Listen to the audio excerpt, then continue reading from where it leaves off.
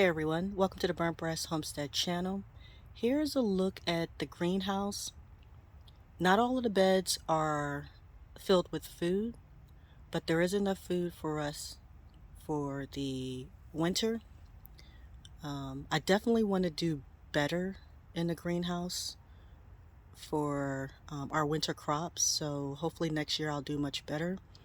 And that's because I want us to be able to eat more foods from our own gardens rather than purchase. Now, we do buy some vegetables from the store, mainly broccoli and string beans, frozen broccoli, frozen string beans, and frozen mixed vegetables. Those are the vegetables that we buy from the markets. Outside of that, we don't get leafy greens from the markets. This is a look at our Swiss chard, and we've been eating off the Swiss chard since the summer. And come spring, this will be all cleaned up and we will get some more Swiss chard in here. Here's a look at our collard greens and kale area, and we've been eating off of this since the fall. It's not a lot, but since the fall. Here's a look at our lettuce, arugula. You'll see some spinach in here, and oddly enough, right here you will see sugar snaps. Now these are volunteers. We did not plant this here. The temperatures have been in the mid 40s to low 50s. And of course in the greenhouse, it's much warmer to the point I can take off my coat and be comfortable. This lettuce and arugula was actually planted in the fall, and it was direct sow. And I want to mention that because typically when you want to start your fall garden, you do so in the late summer so that the vegetables are at a good length, at a good maturity age, whereas though you can just feast off of them during the cold season. Vegetables don't grow, or should I say they grow at a much slower pace during the cold season. So that's why you typically will either do transplants into the ground come fall, or you would get your seeds in the late summer for them to grow. And the reason why I mention this is everyone's area is a little different. So experiment and see what works for you. If they say don't plant something in, after August, a certain crop, give it a try. Do a small section to see how well it works. Now for us, we eat from our greenhouse all year long. So my husband got these seeds in the fall because we wanted to eat from our garden. And as you can see, it was successful. So we eat off the arugula and the lettuce when we have our hamburgers. My husband actually also sauteed some arugula, and it actually tastes good. I don't know if that's a thing because we typically eat our arugula raw in salads or on sandwiches or burgers. Here is a look at the Bak Choy. As you can see, some of it is flowering, and I don't know if that's because of the warm weather that we've been having, but actually this is the only plant that's flowering. But the rest of them, as you can see, the Bak Choy, I like to have in homemade ramen soup. If you haven't seen my video on how to make your own ramen noodles, it's a really simple process, and it's much better than the 50-cent ramen that you purchase in a store. It's only 3 ingredients, and it tastes really, really good. So watch my video on that. But here is the Bak Choy. This was also planted somewhat late in the season. But as you can see, it is doing well.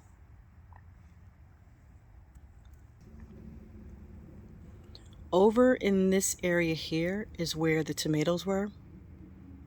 And I am actually in the process of making sauce out of the tomatoes that we harvested throughout the summer months. I washed and removed the stems off those tomatoes and froze them.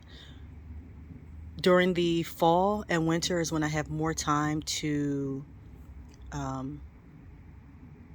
can, ferment, or preserve the various vegetables that we get towards the end of the summer. I try to do those vegetables that can't be frozen, process those, preserve those, and those that can be frozen, like some of the fruits and the tomatoes, I freeze them and then I process them, can them during the fall, winter when I have more time.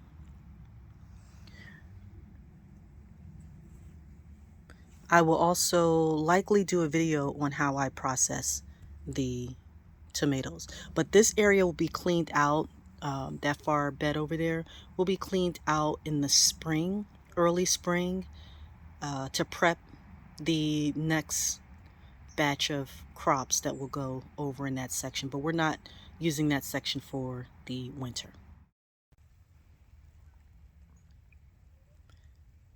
This is our herb bed,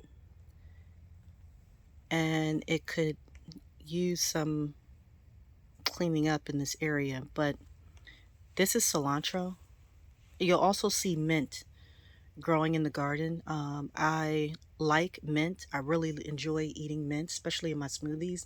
I had them in a large pot, a very large pot, but there was a hole at the very bottom of the pot, and the mint found its way out, and since then it's been growing like a weed in the greenhouse and on the outside of the greenhouse, which is fine. I normally just pull it up by the root and to make room for the crops that's supposed to be in the bed, and I just try to keep it under control.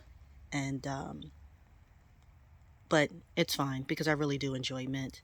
But in any event, this is the cilantro. When you think of herbs, you typically don't think that they are, cold hardy, but some herbs really are. And we eat off this cilantro. We like to put it on our rice. We like to mix it in some stir fries. And we use it when we make salsa, homemade salsa. So this is our cilantro.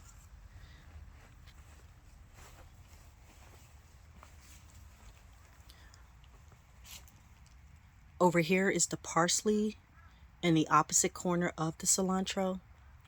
And the parsley does not look as good, but there is fresh parsley that we can come out here and pick.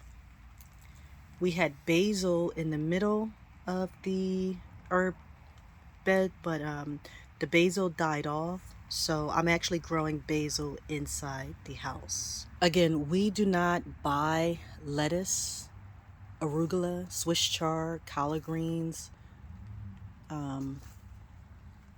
spinach, kale.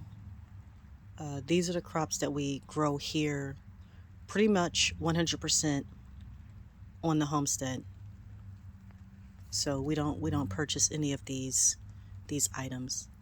Carrots, I do not have carrots growing this year in the greenhouse, and I typically grow carrots every year, and that's because carrots have a nice sweet taste when they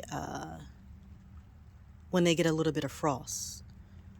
So I'm kind of disappointed that the carrots aren't growing this winter, but I'll get them in the ground for next year. But that's pretty much all I wanted to show you guys, is that this is how we not only save money, but how we eat healthy.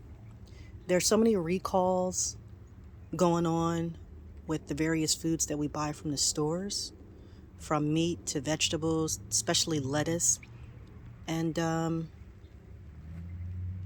That's not something that we have to worry about here growing food on the homestead.